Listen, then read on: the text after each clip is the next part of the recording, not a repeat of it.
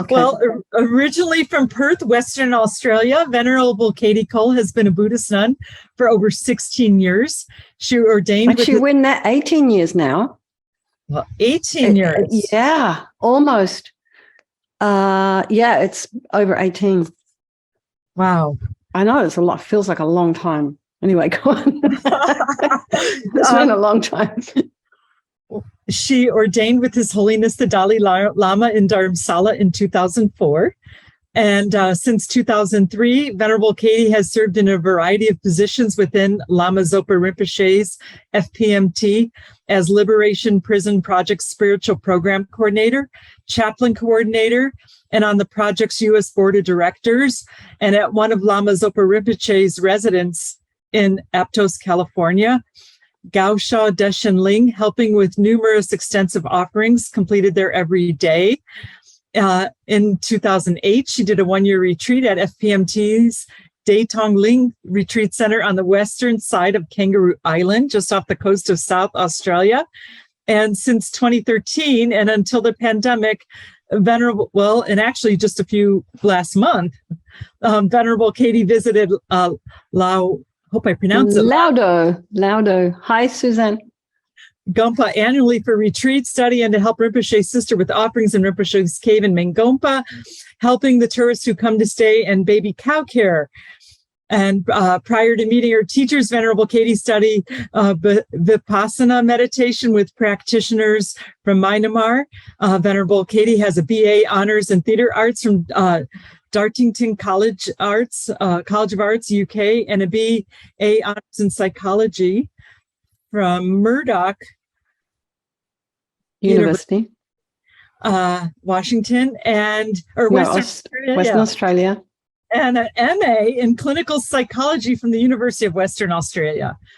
And she worked as a psychologist prior to moving to California to work for Liberation Prison Project. Venerable Katy is currently living north of San Francisco, leading meditations and pujas online over Zoom, studying and engaging in the Nune retreat. Yeah, which I haven't done for a little while, but anyway, thank you, Mary. Well, welcome. I think it's important for folks to know what an honor it is that we have you to teach this series. Anyway, thank you. So I know Susan comes to our meditations regularly, but Marion, not Marion.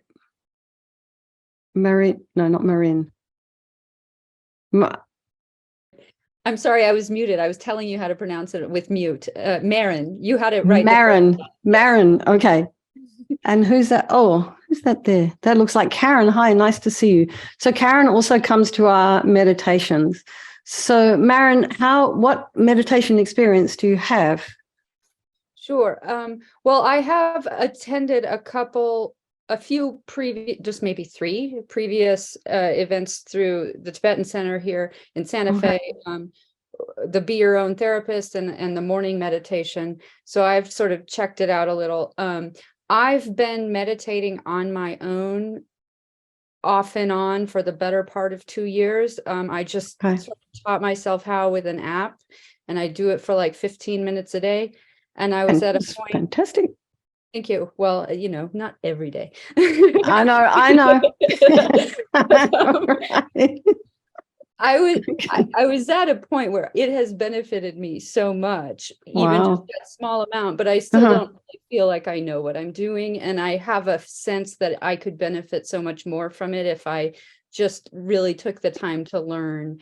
The Tibetan Center, I didn't really know where to begin, but I had been to Nepal when I was young, and I think Tibetan Buddhism is absolutely beautiful. So it seemed like something worth learning about. That's fantastic. Thank you so much for sharing that. And so what I really wanted to do tonight, there is sort of a set criteria for the course but tonight, because we're such a small group, I really like everyone to get to know each other. And so, you do have the materials online. I would urge you in between the weeks to do like the proper course. Can they get access to it, Mary, online if they're doing it through here? Yes, through the TNL website, right where you log in to the class. there's a materials link with the course description. And if you click on it, it'll have all the PDFs for the whole module.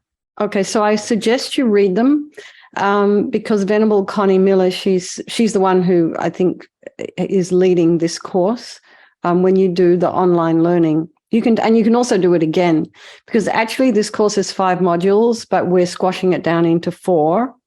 The week of the 17th, I think Venerable Dundrup might be leading, because I had something else. I actually had forgotten that I was going to be doing this month. I somehow thought I was doing it next year, but anyway.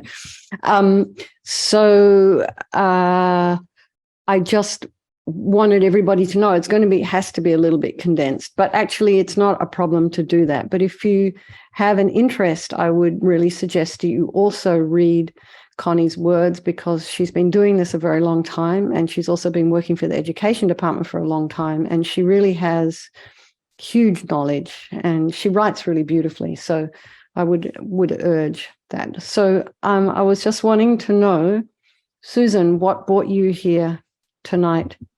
And it's lovely to see you, as always. Yes, nice to be here. Thank you. What brought me here is I've been doing Meditation 101 repeatedly, actually taking it over. Oh, gosh, that's so interesting. I get something from it every time. Wow. And right. I'm just trying to really immerse myself in it, because I want to be a reliable meditator in my own life. And so you're finding some benefit from it, obviously.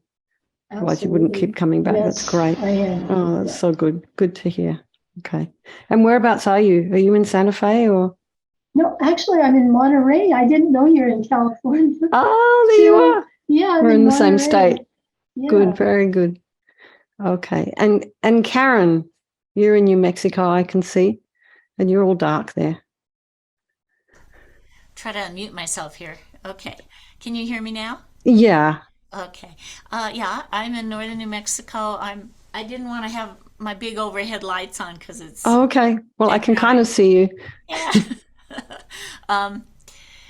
This will be the second time I took the course, and I think I'm going to get something else out of it because a new teacher. But I have been it's been so wonderful to do the morning meditations with you, and I thought I would love to have you as a teacher for a course. So when I heard you were doing this, I thought, oh, wonderful. So oh, you're so kind. Yeah. So I'm glad to be here. Oh, I'm very glad to have you here. It's always nice to see your face, and I'm glad you're back at home and not in some shelter somewhere. We've had a good season here this year in California. We haven't actually had hardly any fire smoke. So I hope I don't speak too soon, but yeah. And Mary, what brought you here, apart from the fact you're our host? Well, of course, I wanted to host for you specifically, but also I recently went through some major changes, and I'm helping family members right now who need a lot of help. And I needed to plug in. And I just feel like when I meditate with you or listen to your meditations, I feel like it gets me back on track. And so I specifically wanted to be here to plug in. Cool. But also too, it's not about me. You're the one that's doing the work, and the same with Karen as well. And Susan, you guys are doing the work. And I also have this thing of one particular teacher. It sort of inspires you, right? And then, but actually, it's the karmic connection that you might have with that person that helps you to feel inspired. But also, when it comes down to it, like I'm the one that's actually doing the work here. And we tend to sort of think, oh, it's that person, but actually it's you. It's you. And you're basically just touching upon something that we all have inside of us anyway. We have it inside. It's there all the time. We just have to access it. It's just a bit something like that anyway. So I think what we can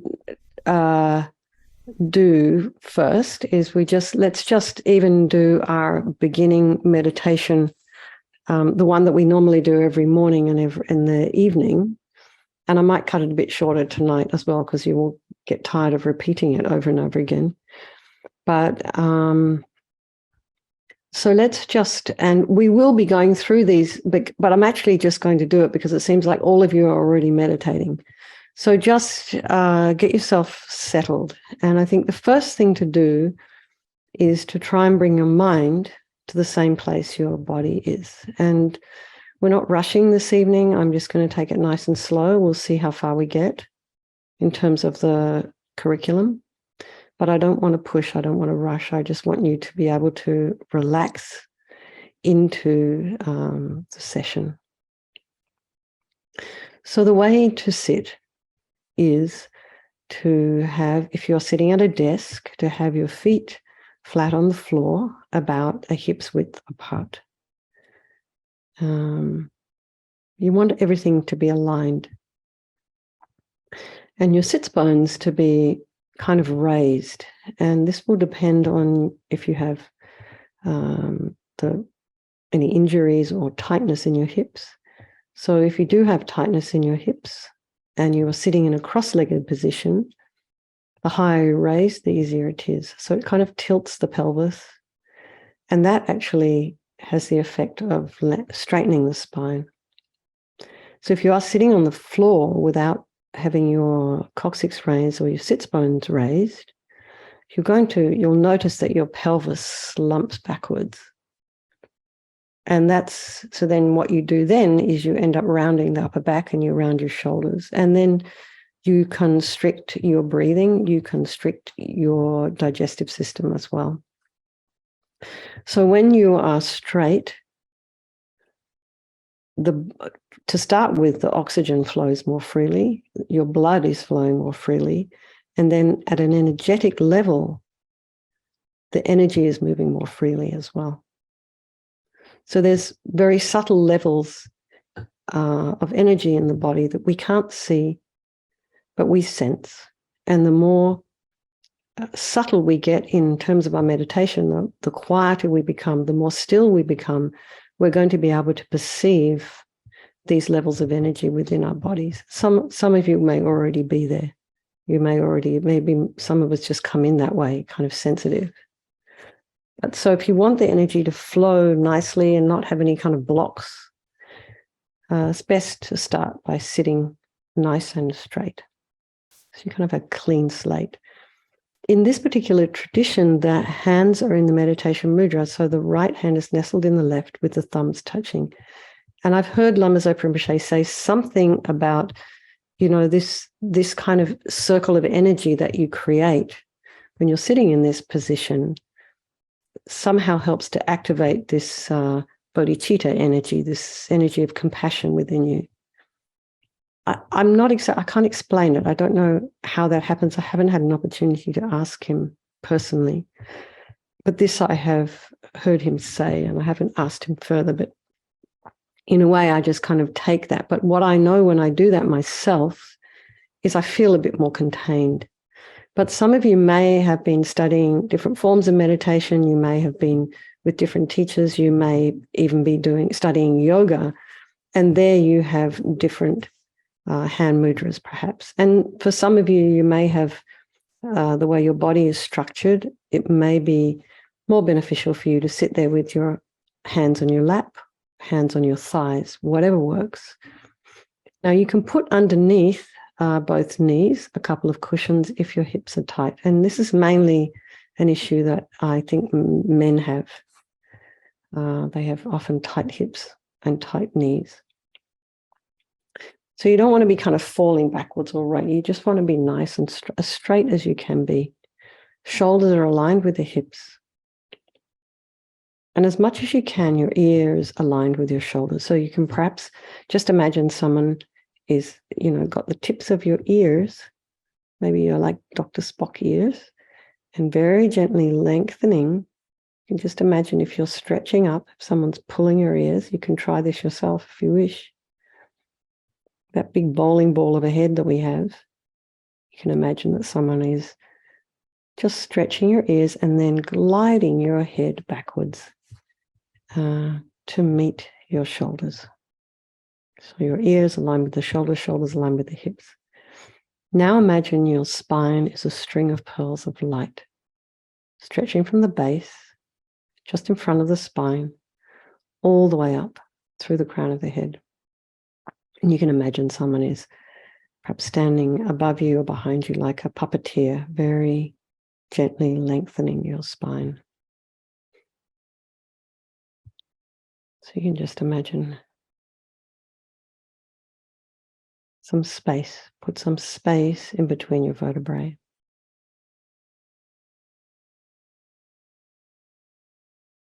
Imagine all the muscles along the back, very gently lengthening. And your head very slightly tipped forward. And the reason, you can imagine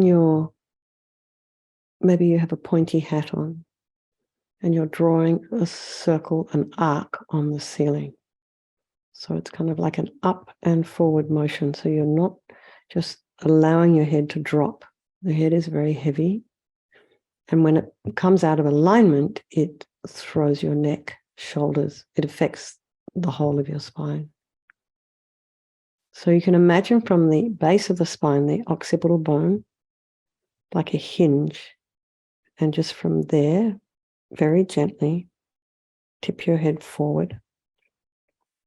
And they say when you put some length in the back of the neck, it really helps to relieve any agitation in the mind.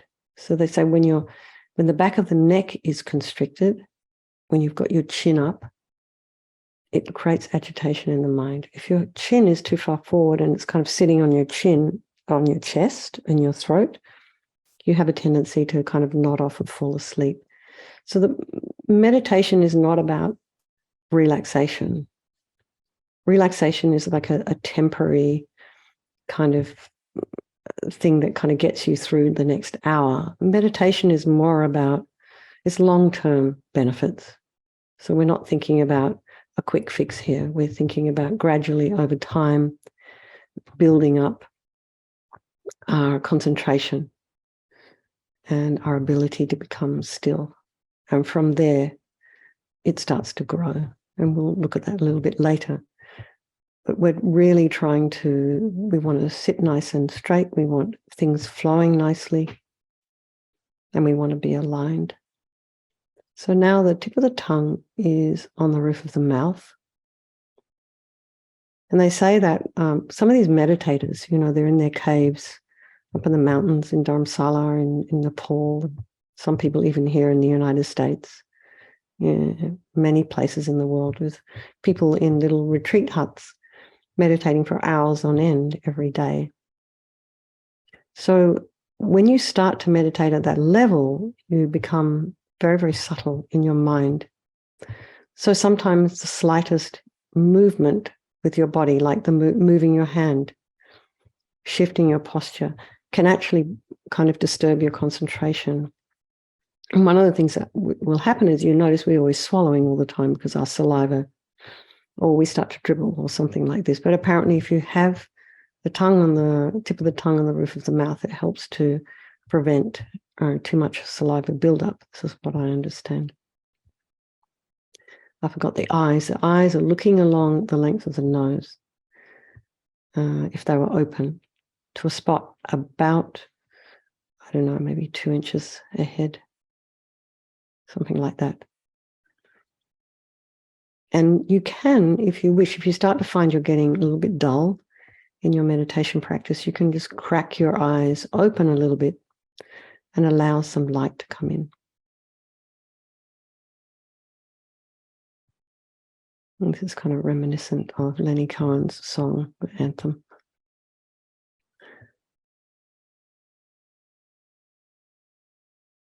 So they're important to keep the jaw relaxed here. So now I like to add a little bit of relaxation. So that was the sitting posture, 7-point sitting posture. So I like to add this, just relax your scalp. So start with the crown of the head. Just relax that area there. Relax your eyes. your forehead, your nose, cheeks, the area around your mouth. And go back to the jaw and relax that again.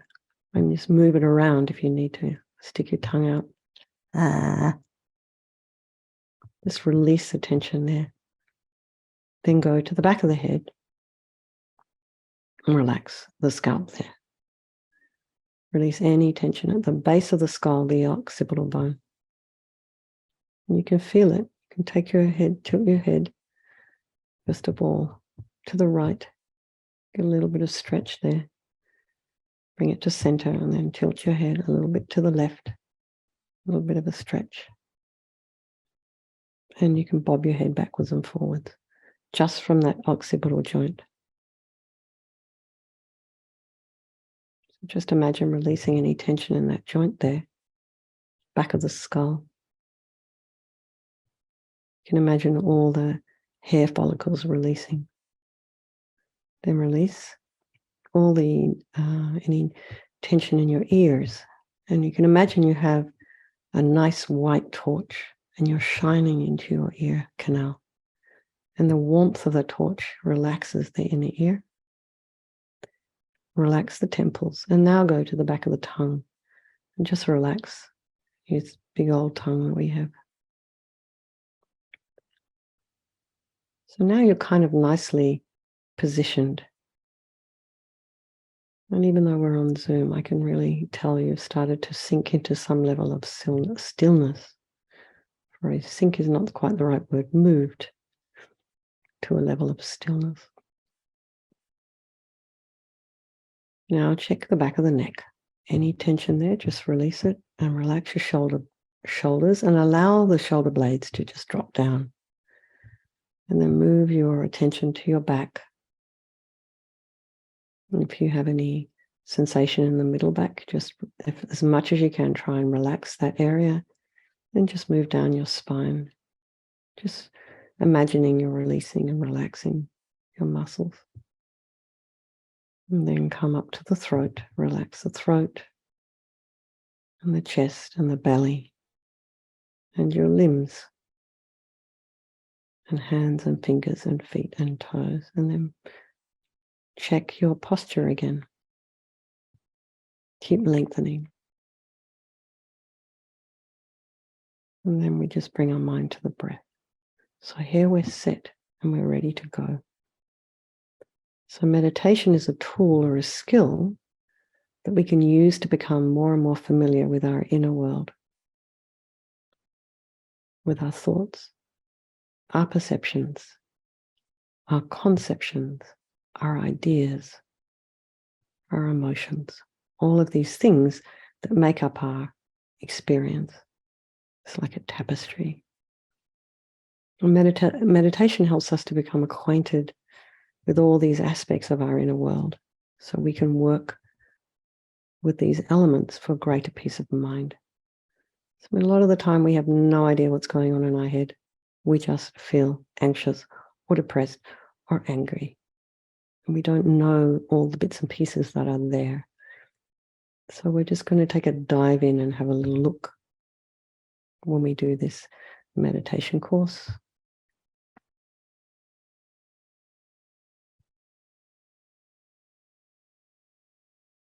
So the first thing we need to think about when we're motivating, when we're sort of meditating, is our motivation. So I heard from some of you why you're here. So keep your motivation in mind.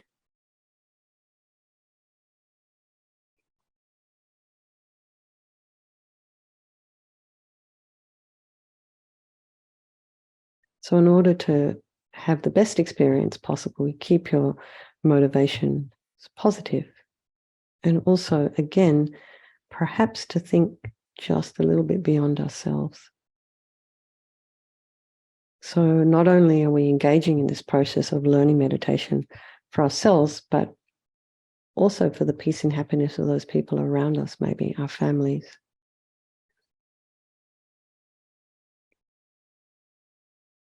And then if you wish, you can maybe think even beyond our families, maybe the people at work might benefit from me doing this meditation course. So you have a kind of a motivation like that. This is called a Mahayana motivation. And this is the tradition that we're in here.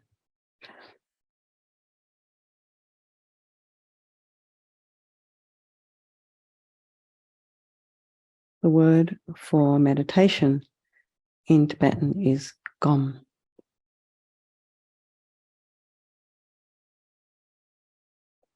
The literal meaning of gom is familiarization, to become familiar. So if we think about it psychologically, familiarity means that we have, in one way or another, developed habitual patterns of thought, the way we see the world, the way we act in the world. And the point of meditation is to develop familiarity with our positive qualities and to diminish familiarity with maybe the things in our lives that aren't quite so positive. So when I was studying psychology, when I was working, there was some research coming out about neural pathways.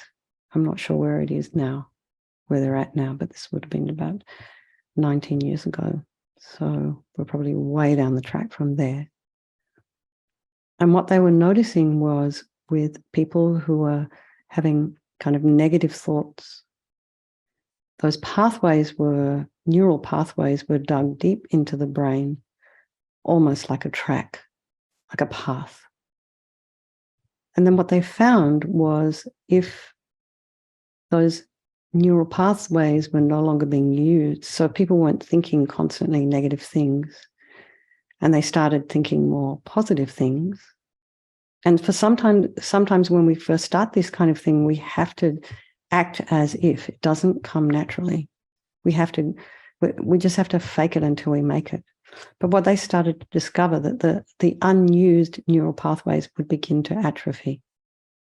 So that means you then stop habituating yourself with negative thoughts. You start to habituate yourself with more positive thoughts, more positive energy, and your life starts to change. So when you're constantly thinking negative things and you're speaking negative things and you're moaning and groaning and carrying on, it does affect your life. It affects the seeds that you're planting karmically. It affects the way you interact with the world. And the world reacts back. It becomes like a little cycle. When we start to change the way we see ourselves, to change the way we view our inner world, and we start to focus more on our positive qualities, then that changes things on the outside as well. And some of you may have already experienced that, which is why you keep coming back and why you're able to do 15 minutes most days, because it's working for you somehow.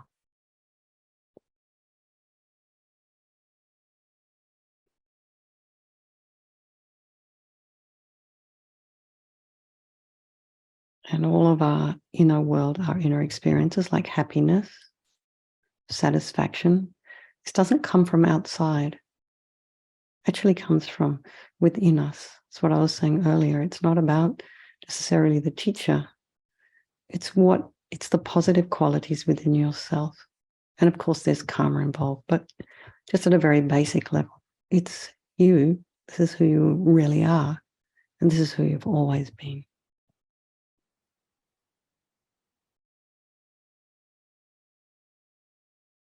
So in terms of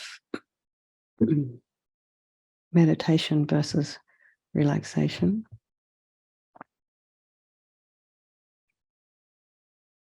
as I said earlier, it's a difference between short-term or intermediate versus long-term and lasting. And relaxation helps us to feel better in the moment. It kind of helps us to release tension and let go. And then beyond that, there's these long-term effects. We have immense untapped potential. And you know we're only, I mean, you've heard over and over again, we're only using a very small percentage of our brain. We have a lot there that we don't actualize, that we don't realize, that we don't tap into, because I think somehow we think we can't. We think it's not available to us, but actually it is. We have many, many unrealized capabilities. We have many unrealized skills and positive qualities. And meditation can help us tap into this potential that we have: creativity, intelligence, wisdom. And it's not just about feeling better today. We can transform our inner world. We can kind of root out, dig out all the obstacles, all the negativities, these things that kind of lead to us saying things that are hurtful or harmful, or following up maybe a text message that was a little bit hurtful with another hurtful text message, rather than either not following up or maybe following up with an apology. So it stops it in its tracks. Or misinterpreting texts and emails and responding in a way that we think we've been responded to. So all these things end up causing suffering, and then we have to spend time fixing things. So we want to increase and develop our positive, altruistic qualities, the exceptional aspects of ourselves that lead to inner peace. And it takes a bit of work.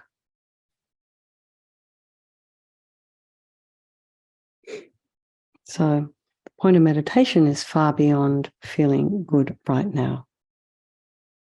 Because sometimes just feeling better for the moment doesn't get to the root of the problem, a bit like taking Tylenol for a headache. The purpose of meditation is to get at the root of the problem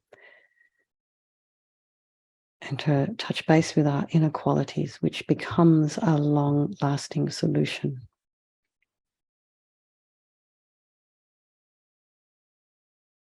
I need to have some slides I want to share. Am I allowed to share, Mary?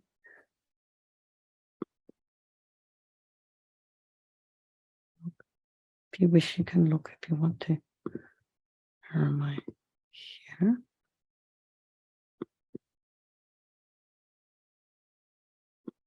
Here's our course.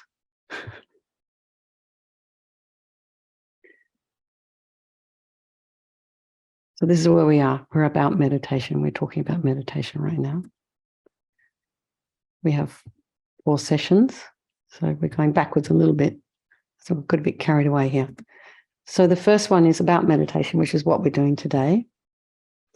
Then we're going to look at the mind in Buddhism next week. And then session 3 will be about the meditation session itself. And then session 4, meditation and the monkey mind. And then we've looked at the importance of motivation. We've looked at a way to familiarize with positivity. And it's different from relaxation. And it helps us to realize our potential. So we've done all that. So where are we up to? Mindfulness and concentration. Okay. So I'm just going to get out of here, Mary. Okay. Does anyone have any questions? Any comments? Anything arise that you would like to share?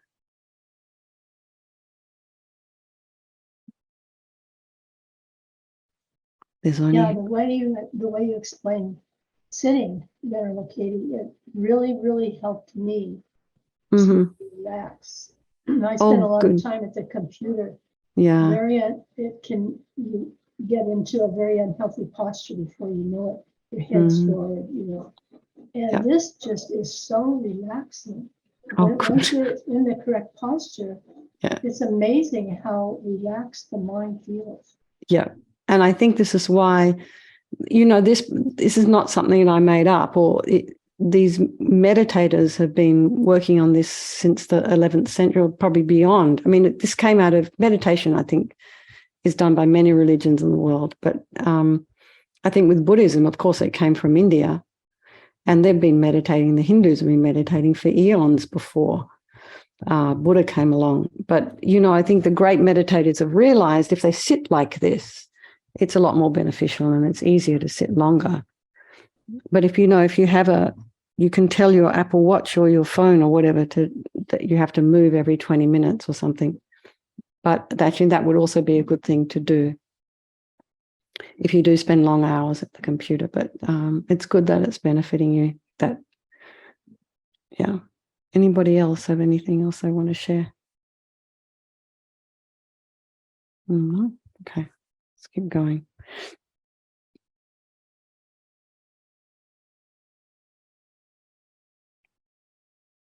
So they talk about meditation paraphernalia here in the course.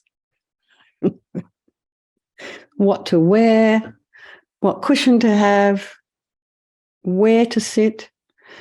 I think, honestly, you've got to just do what works for you, particularly as now we're on Zoom so much.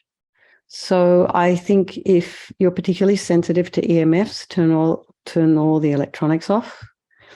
One of the things that's also important when you're meditating is not to be kind of lounging back on your chair. And if you're sitting in a chair, even if you're sitting in a chair with a straight back, it's really good to be sitting slightly away from it. So you're not kind of leaning in to whatever is supporting you. So we have to learn to use the strength of our belly, but we also have to be relaxed. So we have to be kind of balanced, you've just got to somehow find it.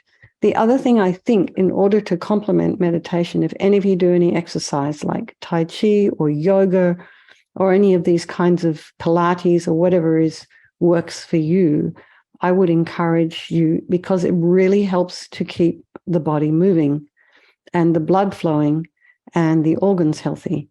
So when we live a very sedentary lifestyle, it's actually not super great for the body. And we get so busy in our mind, we think, oh, I haven't got time for that. But I would sincerely suggest that you make time for that. As we all get older, what will happen, I read something today. What did I read? If you don't make time for yourself, at one point, your illness is going to force you to make time for it. So it's always something I would think. And I personally have gained so much benefit from doing things like yoga and Tai Chi I do up here. And it's just extremely helpful. And when you're finding your body is imbalanced, your mind becomes a little bit more balanced as well. So then your meditation becomes actually easier. So it can't be all the mind. You can't having a headache and trying to meditate properly, or having a sore neck and trying to meditate properly. So anyway, I would encourage you to do some exercise as well. So I wouldn't go spending money on a bunch of paraphernalia. I think really whatever you've got at home that works for you. You don't necessarily need to have incense in order to meditate. Some people are actually even allergic to it. So I would just do whatever works for you. But the most important thing is that you don't have people calling you or texting you while you're trying to meditate, that you put your devices to personal or to private, or even to switch them off, that you make sure that the cats and dogs are clear of your meditation space. Some people love to meditate with their cats and dogs, and it's actually very distracting. So, if you want to set time aside to meditate with your animals, do it as a separate session. But I think for yourself, while you're developing your meditation practice, meditate alone. And the same if you have children as well, or grandchildren. Make sure you have a time aside where you're not going to be interrupted. So it's very important that, if you have to do it at 6 o'clock in the morning, because that's the time no one in your house is around, I would do it at that time. Or if you do it when the children are at school, or the grandchildren are at school, or you're not going to be disturbed. It's really important, because it's really discouraging if you sit down and start to meditate and then the next door neighbor turns up. Sometimes I have to put a note on the door saying meditation in session. So that, because the neighbors here, it's a pretty open, we got neighbors either side, and they just kind of come in, say hi. So I have to put a note up, and it's perfectly fine that they do that. But, or go to a place where you're not going to be disturbed. But also, you don't want to sort of say to people, "Oh, I'm going to go off and meditate now." You just kind of do want to. It's a bit difficult, but you just want to make sure you've got some space to yourself. And it's kind of nice, if you are Buddhist, it's nice to have a picture of your teachers, or maybe a little altar, something. It becomes like a bit of a focus for you. I don't know, it's kind of psychological maybe. Also, those places do, once you set up an altar, it does tend to generate a little bit of its own energy. So you want a nice, quiet place with no loud noises. When you become more experienced in meditation, you can incorporate those noises like sounds of sirens or loud banging into your meditation. But when we're beginners, it's very, very difficult. It's sort of end up going like this, then you get pulled out of it. And you'll find also too, there are places like when I've been up in Laudo, and again, I went up recently with Venerable Rabina and about 28 people. If you go and meditate in a place where, so this is what you'll happen in your own room, you'll generate energy in your meditation spot. So it's really good if you could do your practice in one place. And when you're very advanced, you can do your practice in the bus stop. You can do that in the bus stop anyway.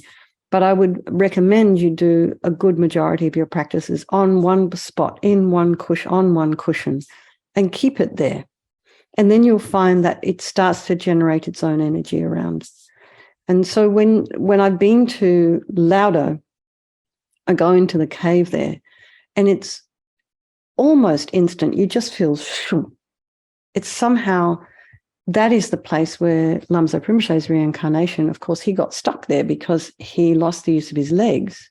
So for 16 years, he meditated in that cave with his wife and children serving him food. He was a lay lama.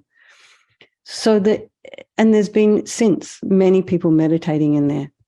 They also say it was the cave of Guru Rinpoche, Papan Sambhava, who, one of the names of the cave is the Cave of Blessings.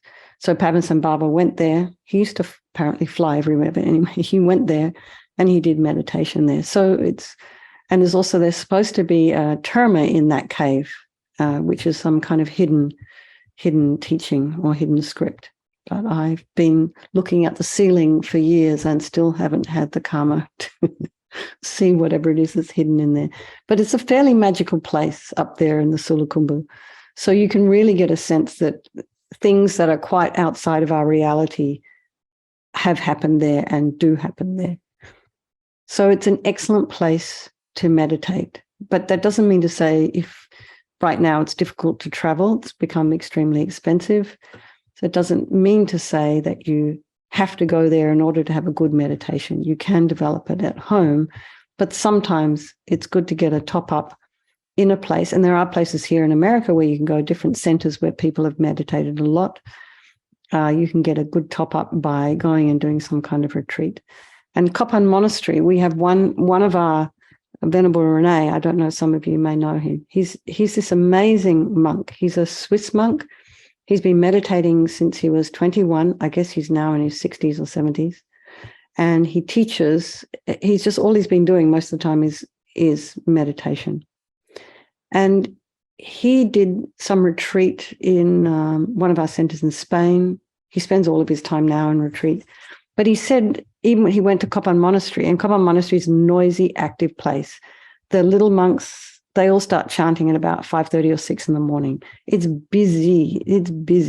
And there's people doing debate there, running around the monastery. There's Westerners there, left, right, and center. And he said, despite all the busyness and all the noise, because there are so many people have been doing practices there, it was far more conducive for his meditation and his practice. He was able to get quite a bit deeper than he was in other places. And it's because of the blessings of the place. So that's also something to consider with our meditation practice. But anyway, let's keep going. So we're going to talk about concentration.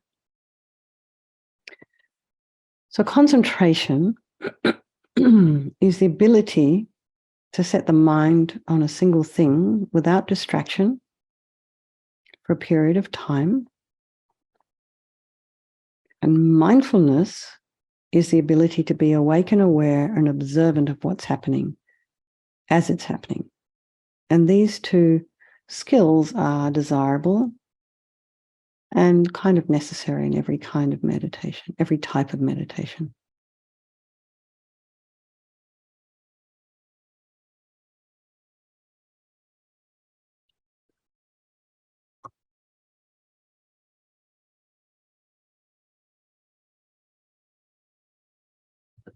So concentration is a skill of being able to set your mind on one thing and keep it there fixed without moving, without distraction.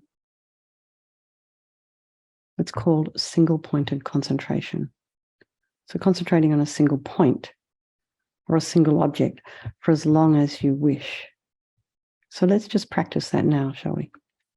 So get back into your meditation posture. And bring the mind to the breath. So just notice the sensation of the air as you're inhaling and exhaling. And you'll feel a sensation of the air as it's flowing in and out of the nostrils. It's a little bit cooler as you're breathing in, a little bit warmer as you're breathing out.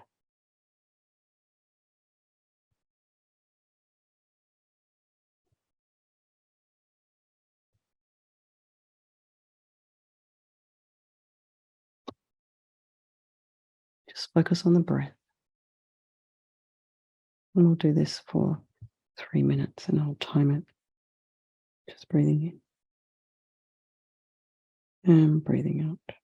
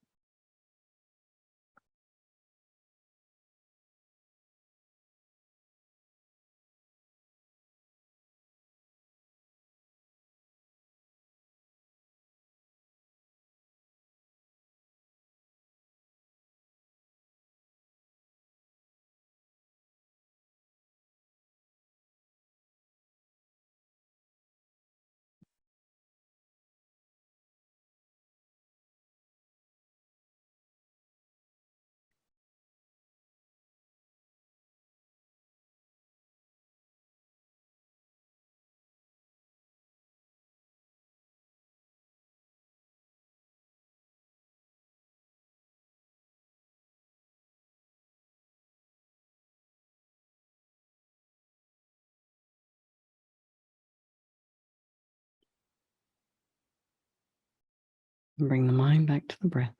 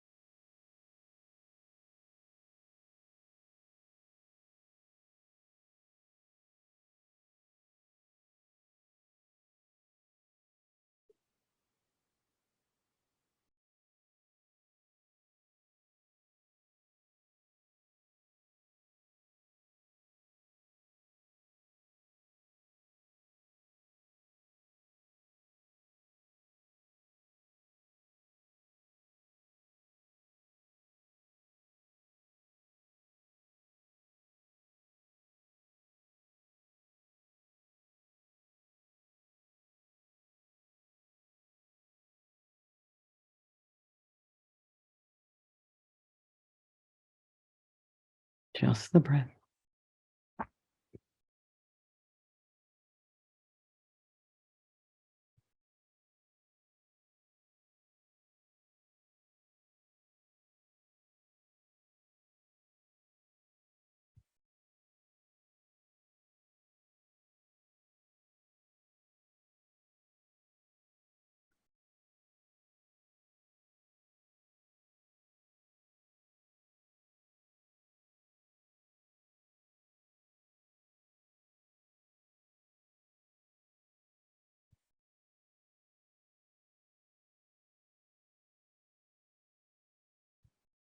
And on the other hand, we have mindfulness. So we hear a lot about mindfulness. Mindfulness meditation, mindfulness apps.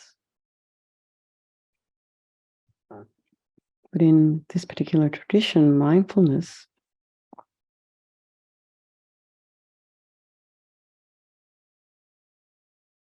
is a kind of inner awareness or observation. It's a skill that we all have of needing to know what's happening around us when it's happening.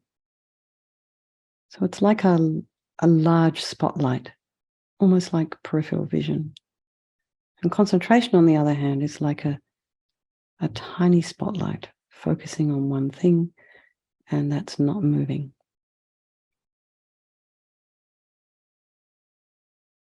So this analogy may lead you to think that this concentration and mindfulness are contradictory, but they're not. They are skills that we need to develop that you maybe even already have developed to a certain extent to help each other function better. So when we're concentrating, for example, on our breath, just as we've just done, our mindfulness is operating in the background. So it helps us to notice when we are distracted, when our mind wanders off.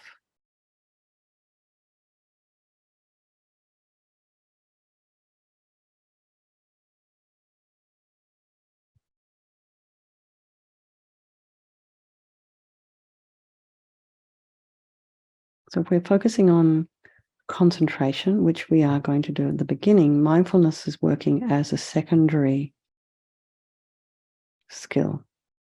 But nevertheless, it's working with concentration in our meditation.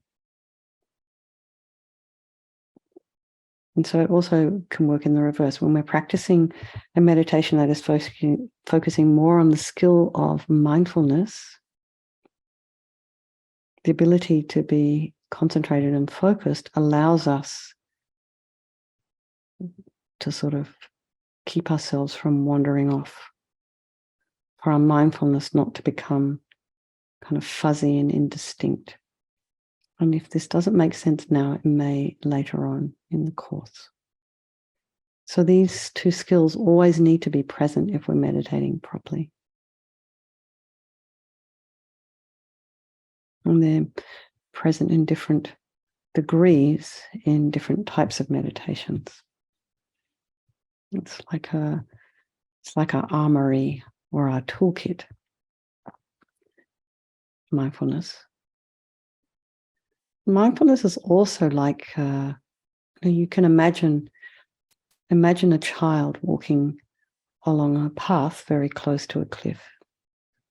So mindfulness is like the mother, keeping an eye constantly on that child to make sure it doesn't fall off the path.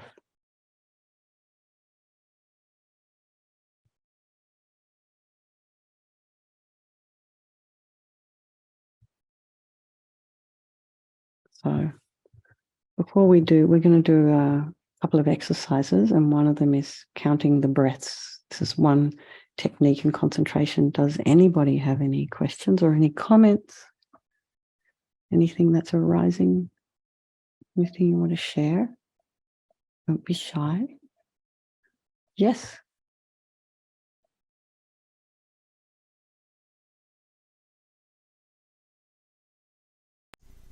Aaron? Yes, Venerable Katie.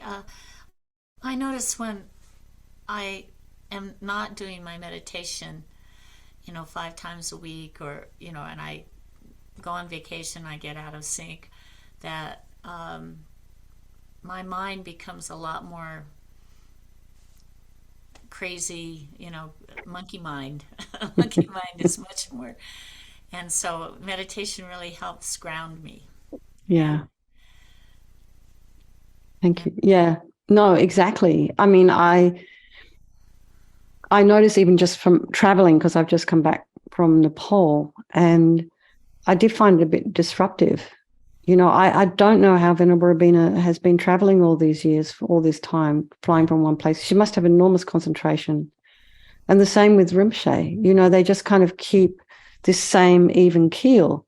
Yeah. But I just kind of find, I have to do my washing and I have to resettle in and then get back my routine. And it really is, no, I understand. I can completely understand. I think that's why they say the value of even just kind of coming to your cushion, or if you have a yoga mat, coming to your yoga mat once a day and just having that as your place of refuge, your home, and just being there with yourself. And even if all you do in that spot is to just close your eyes for a moment and just try and have a look inside at what is actually arising. So like, what's going on in my mind? Even if when you wake up in the morning, that's the first thing you do, you go sit in your cushion and check out what's going on in the mind. Oh, look, I didn't know that was there. So, and then you can kind of adjust. So maybe you only have time to do that for 1 minute or 2 minutes or 3 minutes. We just did 3 minutes. And so I found that even just that 3 minutes enormously beneficial. So I think, don't try and decide, I'm going to do meditation practice and I'm going to have half an hour or I'm an hour. Pretty soon you're going to give it up because it's too much. So you have to kind of just take it slowly, yeah. Anyway, thank you, Karen. Yeah, that's a great idea. Mary, yes. Oh, you put your hand up. Okay.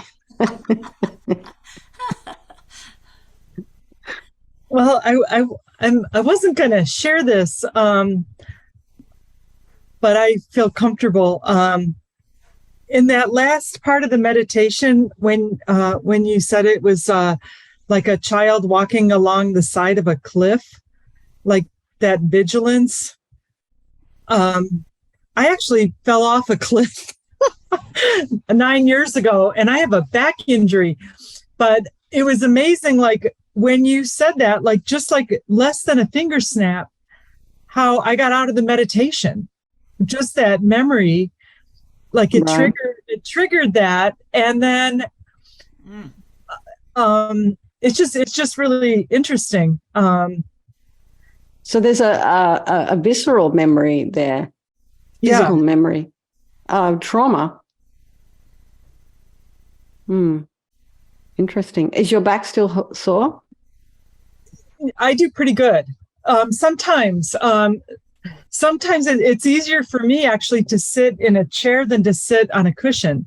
Mm-hmm. I prefer sitting in the chair than on the cushion. Mm-hmm. Because of the back injury. Yeah, I think. How far did you fall?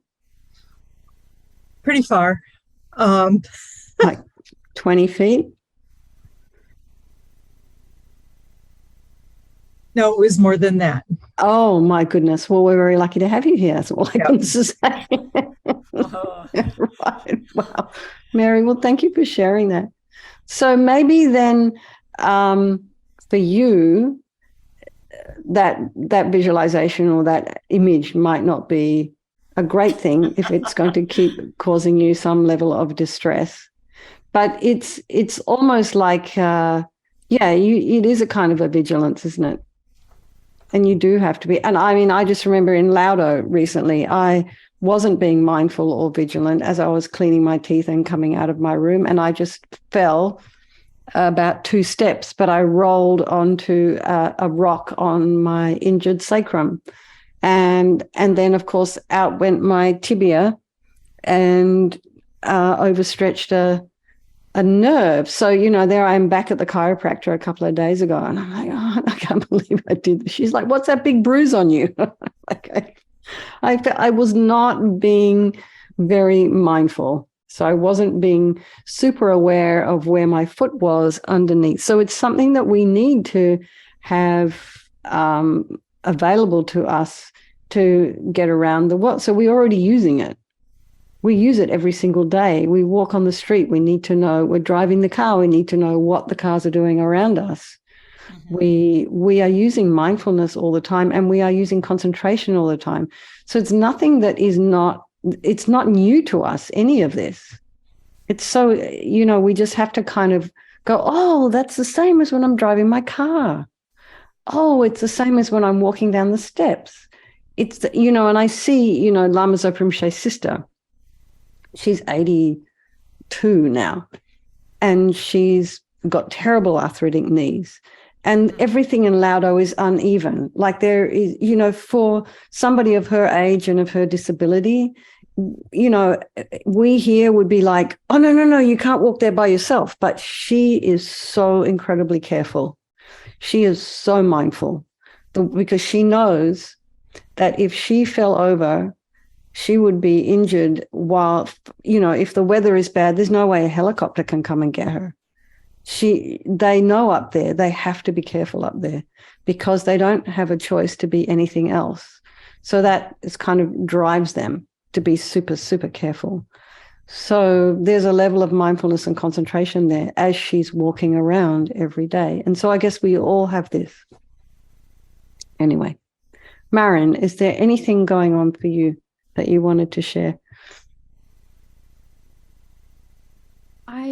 I mean, nothing very dramatic. I think in this time that I've been meditating on my own, I just feel like it's hard for me to know when I am or am not doing it right. Or what that, it feels good, it helps, but I just feel like I don't really have a sense of how to gauge, I guess, whether I should be attempting something in a different way, taking a little different approach, or if I'm just on the right path. I think, we all have this thing where we think somehow we should be doing everything better or we're not doing things correctly. Do you know what I mean? And I think it's really good if we can just remind ourselves, me as well, that it's all okay. And even if all you're able to do one day is to sit down and space out for 5 minutes on your cushion, that's fine too. So the moment we start to over-try, then the mind comes in and starts to make judgments or criticisms or whatever. So what's important is to relax. And yes, of course, you do need to find good meditation teachers to start with. And there's a lot out there. There's a lot that can perhaps lead you astray as well. So you have to be very discerning in who you are doing meditation with. And it's also too, particularly in our tradition, in this particular center, for example, but also in all of the FPMT, you're not just allowed to make up your own meditation. It's all based on something that's been taught and gone before this. So there's a lineage there. So that's also really, really important as well. And there are different types of meditation that suit different people. Some people like to do Zen meditation. I personally can't stand it. It makes me crazy. I just, the idea of sitting at a wall and all that, it just doesn't work for me. And for some people, Vipassana meditation, which you may have heard of, which is originally from India, it's concentration and, they're looking at impermanence visualization. But it's basically impermanence. They're looking at in the impermanence of the body. And that meditation worked for me for a while, but I needed something else as well. So I find I really like visualization meditation. But you'll also learn over time what works for you. And please do join our mornings. I mean, you're very, very welcome to come along in the morning, do the morning meditations. I think Venerable Robina teaches on Thursdays. I'm doing Tuesdays and Fridays. Isn't Venerable Dundrup, doesn't he do one as well? Yeah, and so you can get a different taste of different people.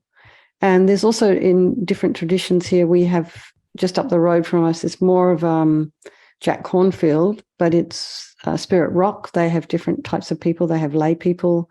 teaching as well. So, but anyway, coming back to your point, everything that you're doing is you have to remind yourself, there's no way to do meditation incorrectly. So don't worry about whether you're doing it right or not. And I think just relax about it. I think just rejoice in your effort to start with. But I do think what's important is that you get the right instruction from the beginning. That's really, really, isn't it Mathieu Ricard? Doesn't he have an app? He's this French monk. Is it Mathieu Ricard?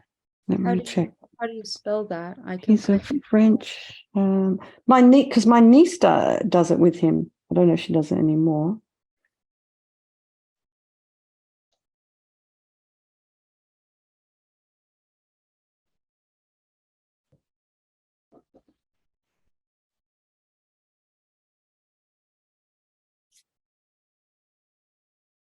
Yep. Mathieu Ricard, Ricard, and he's a French monk. And I think my niece told me he has an app. Okay, Susan. Great. Yeah. So, and he's a monk from the Tibetan tradition, Tibetan Buddhist tradition, so our tradition, and I think very close ties with His Holiness the Dalai Lama.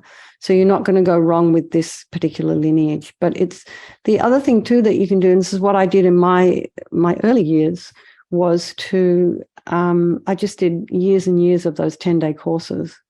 And so after a while, you kind of get into, it's just training the mind, really. It's just training the mind. You're trying to focus and concentrate. And one of the things that Lama Yeshe said is it's really impossible for us to do as Westerners is to meditate for a long period of time. We've got so much in our lives. There's so much color and activity in our lives. It's very, very distracting. So he suggested 3 to 5 minute periods of time. So when you're meditating for your 15 minutes, break it up into 3 sessions of 5 minutes each, or 5 sessions of 3 minutes each, or just 3 sessions of 4 minutes each. And then so focus, concentrate on the breath, take a rest, readjust your position, open your eyes, have a sip of water, then start again. And you can time yourself. And that's an excellent thing to do. And you'll be surprised how fast that goes. And then you'll be enthusiastic and encouraged. You'll be, oh, good, let me go see how, it'll be a different experience for you, I think. But anyway, I hope that's helpful. Yes, definitely. Okay. Susan. Susan or Suzanne? God, I'm sorry. I'm not saying all. Susan. Okay. Yeah, either way, I actually like Suzanne better, but my real name is Susan. Okay.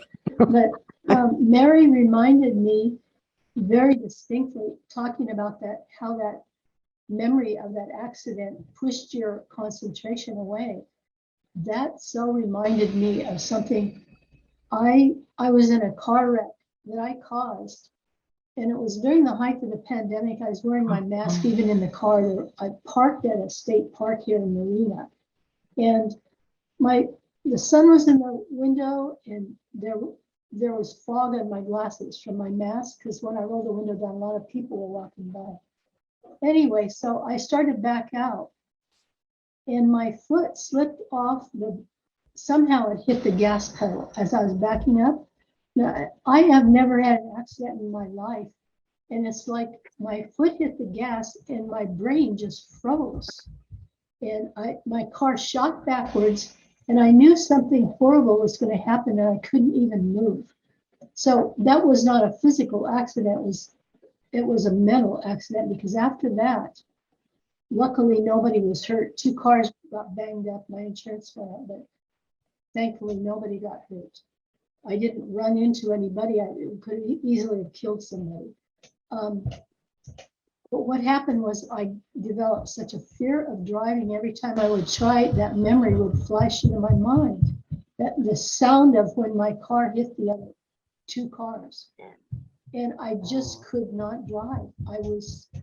Anyway, so I went to an EMDR therapist. It's a kind of cognitive behavioral therapy to help treat that, because I have to drive. And she did. It really helped it. She said what she did was integrate the memory of that accident into the neural pathway where it should more likely be something like that. And whatever she did, it worked. And she also really encouraged meditation. She said that will help you so much. And she knew I was taking it from TNSL, TNSF, Yeah. and at another place. And she said, be sure to, that's a really valuable thing for you to do. That will also help in the same way. But thank you for sharing that. I think, there's been so much advance probably in the understanding of the neural pathways. And you will find also too that fear will fade. I also had, I think it was about April or May, I had a very minor accident just down the road from here. It's a very busy, it's a cross section where people tend to blow through a stop sign. And this woman I think she wasn't looking, but anyway, she kind of ran into the side of the car. And no one was injured. The insurance company just paid for it. But every time I go down there now, I don't go to that particular stop sign because I just am worried that no one's going to see me. But I think what I'm saying is that the energy of that accident, sound, the noise, it all it fades. And so, if I'm not constantly giving it energy, it will atrophy. The trauma will atrophy, and it has done. And I think also too, meditation, yoga, it's all really, really helped with this kind of trauma as well. So fantastic. Thanks for sharing that. Okay, so what I'd like to do, we've got like 15 minutes left. So I want to do this counting the breaths meditation, and then if we have time, do what's called bare attention, but we'll just start counting the breaths. I think we probably can do both. So settle back into your meditation posture. So again, check your posture, make sure your spine is lengthened and your mind, we try and bring it back to being sharp, alert. And just take a couple of deep breaths and bring your attention inwards. So focus your attention at the opening of your nostrils and breathe naturally through your nose, just in and out. So just notice the breath. So just notice as each time the air passes through your nostrils. So you notice very tiny sensations.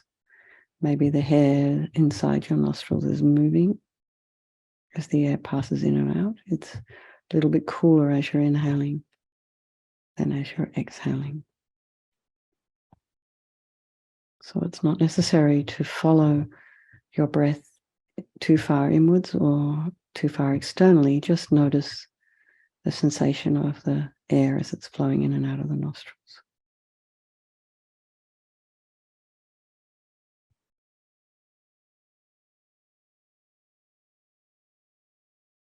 So this meditation, we're counting our breath. So in this exercise, we're developing our skill of concentration and the ability of our mind to stay fixed, single-pointedly in one place for as long as possible. And our objective is to keep our mind focused without distraction at the spot where, or the sensation of the air where at the opening of the nostrils. So depending on the shape of your nose, that sensation could be at the base of the nose, the tip of the nose, or in the middle. So as we breathe in and out, we're going to count every inhale and exhale together as one. So 1, breathing in and breathing out. 2,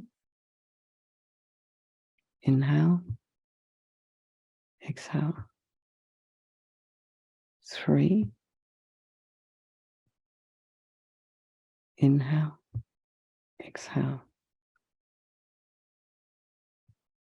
Keep your attention focused at the opening of your nostrils and on those very subtle sensations.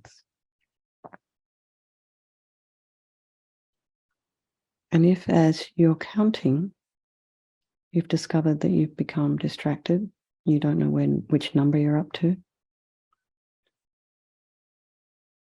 don't worry. Don't be mad at yourself. Just very gently bring your mind back and start back at 1.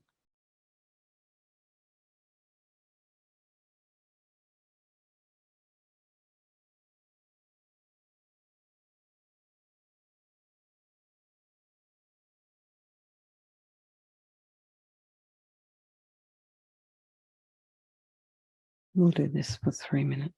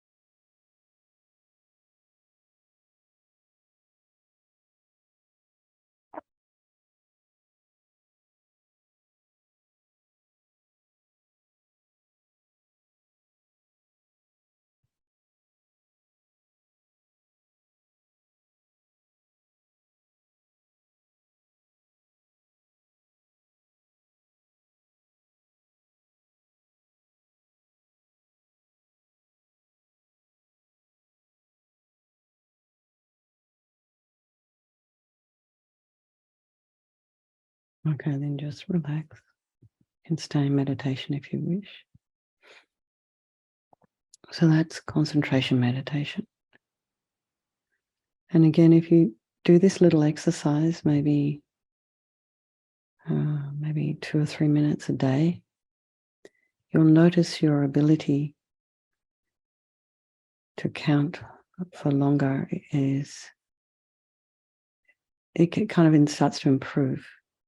So we have to be really honest with ourselves, though. We have to remember the minute we've dropped our attention from what number we're on, we have to go back to 1. So when we first start doing this, we might only get up to 2 or 3. And then you'll notice, if you do this every day, you'll start to notice that your concentration is improving and that quite easily you can get up to 5, 6, 7, 8. But we have to be a little bit strict with ourselves and not skip numbers. So here we are taking this concentration meditation is like a laser beam of light, focusing on the very small sensations as we're breathing in and out of the nostrils.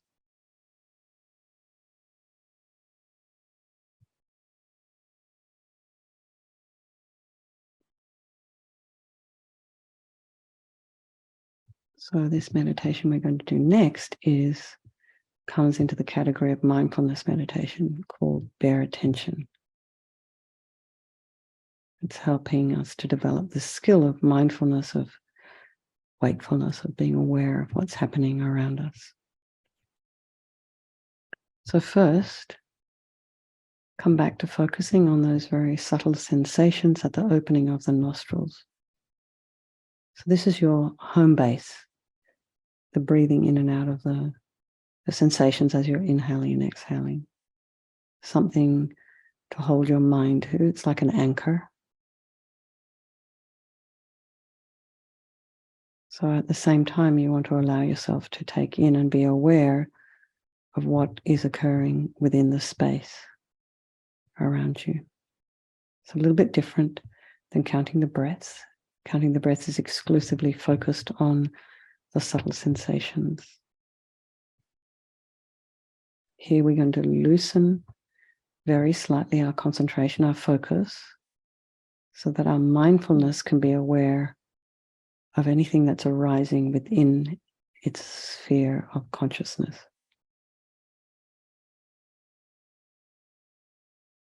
So take a couple of deep breaths and let go of thinking. Just let your mind become clear and present. And maybe imagine expanding your mind.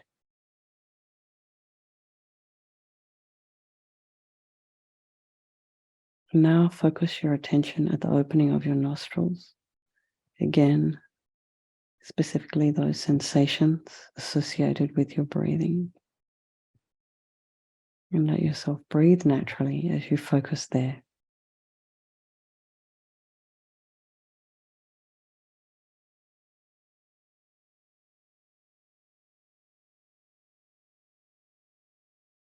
So now again, using this point at the opening of your nostrils as an anchor for your mind, sort of a subtle focal point. Let your concentration loosen very slightly, not a lot. And while continuing to focus on your breath, be aware of whatever arises in your mind. What's arising in the sphere of your awareness. You may become aware of sensations in your body. And if you do, just note them and come back to the breath. You may become aware of sounds. Allow those sounds to be there. Come back to the breath.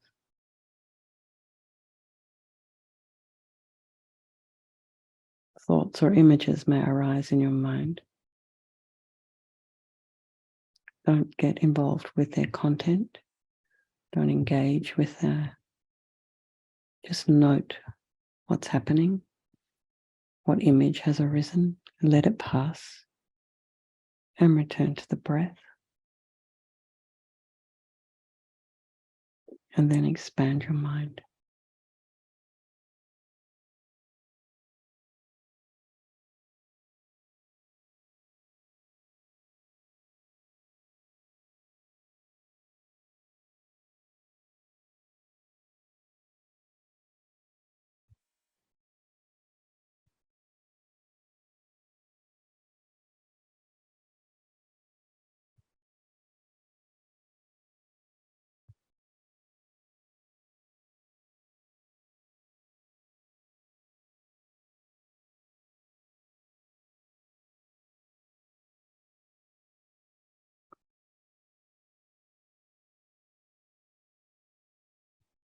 So we've talked today a little bit about meditation and specifically about how to sit and how to start thinking about developing concentration and a little bit about mindfulness.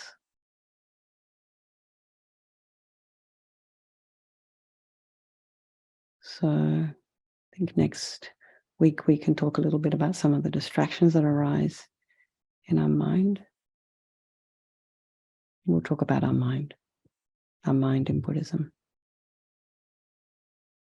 So we can dedicate any positive energy we've created today.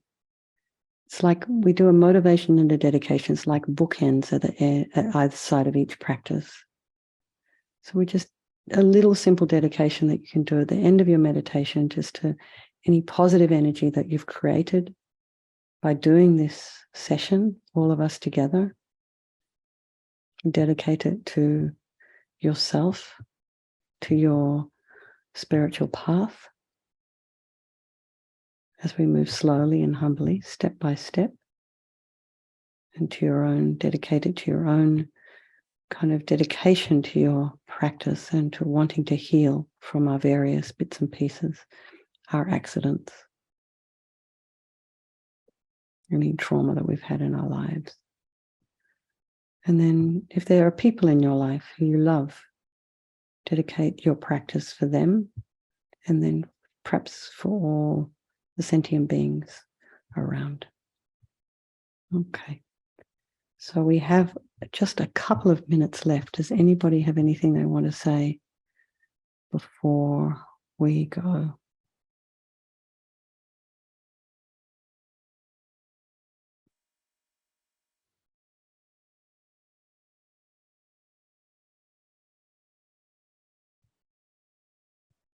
So what I suggest everyone does is, there's more detail than we did today in Venerable Connie's course. So if you have a bit of time, maybe read through the transcript and perhaps practice those meditations. So they're in there, described. I followed what she said a little bit. But anyway, try and practice them. Maybe you can just remember what we did, and maybe just stick to your 15 minutes or 3 minutes or 5 minutes. So just try and practice a little bit every day. And for some of you, I'm going to be seeing you this evening in about half an hour. And Marion, you're very welcome to join us. I don't know, it's a purification practice. We do it in about 30 minutes. So if you'd like to join us, you're more than welcome. But it's a full-on Buddhist practice with mantra counting. So I don't know if you're up for it. But anyway, you are welcome to come. Thank you. I can't do it tonight, but maybe next week I'll make sure I have. Yeah, we'd love to see you. I think we do it 5 nights a week, so you can come in any time. So anyway, I'd love to see you again.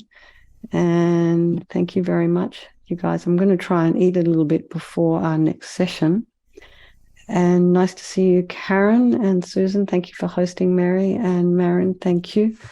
And I look forward to seeing you all next week, and some of you tonight. So Mary, if I'm 5 minutes late, are you hosting tonight? Yeah, I'm just going to try and grab a bit of soup and then I'll come back. Okay. Lots of love, everybody. Thank you so much. you. Thank you. Thank you.